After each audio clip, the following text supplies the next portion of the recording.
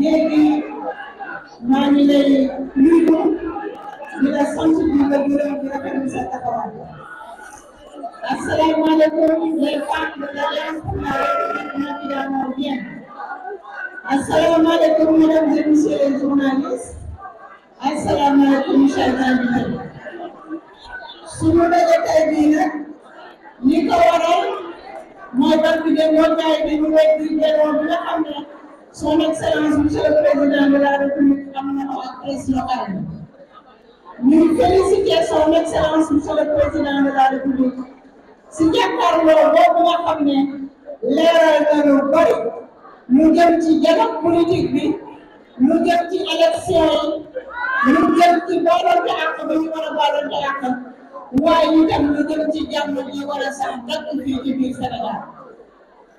ñuy sant aussi di gërëm son excellence monsieur le président de la république Macky Sall ci engagement bi nga xam ne daf ko renouvelé daf ko réitéré ne man élection yi du ma ci bokk waaye bëgg naa balaa ñoo dem élection jàmm ak salaam am ci biir réew mi. loolu moo tax son excellence monsieur le président de la république daal leen ñëpp loxo oo leen ci waxtaan bi nag xam nañ ne ci waxtaan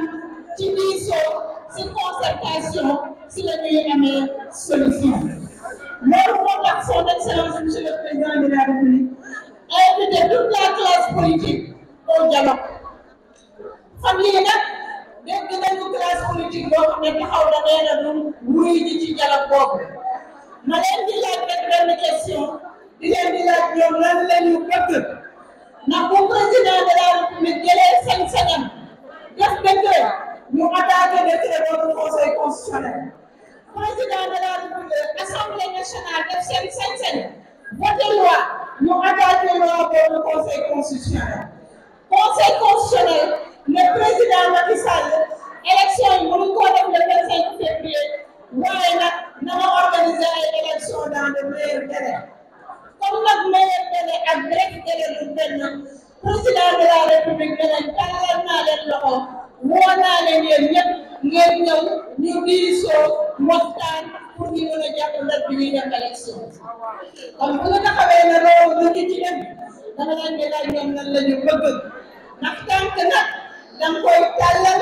wala nga lem ko wala ñu dagg ko sànni. bu loolu passé may wax ne ñun politiciens yi dañoo war a xoolaat suñu bopp ni xale yi di wax naan xoolaat leen seen taxawaay dañoo war a xoolaat suñu taxawaay ndax boo jëlee population sénégalaise buñ koy xayma politiciens yi ñoo ci gën a ndaw. may wax nag politiciens yi dafa jot ñu fàtte seen bopp ñu fàtte suñu bopp dafa jot ñu fàtte suñu ay intérêt particulier et personnel. dafa jot ñu def ne son excellence monsieur le président de la république def au devant li nga xam ne mooy intérêt Sénégal te intérêt Sénégal nag du lenn lu dul jàmm ak salaam parce que nag dañoo am pétrole ak gaz am nañu ëpp seen def teg ko ci pétrole boobu ak ci gaz boobu waaye ñu leen di wax ne jàmm ak salaam rek la ñu am pour que pétrole boobu ñu mun ko exploiter ressources yi Sénégal ñu ko utiliser pour son développement.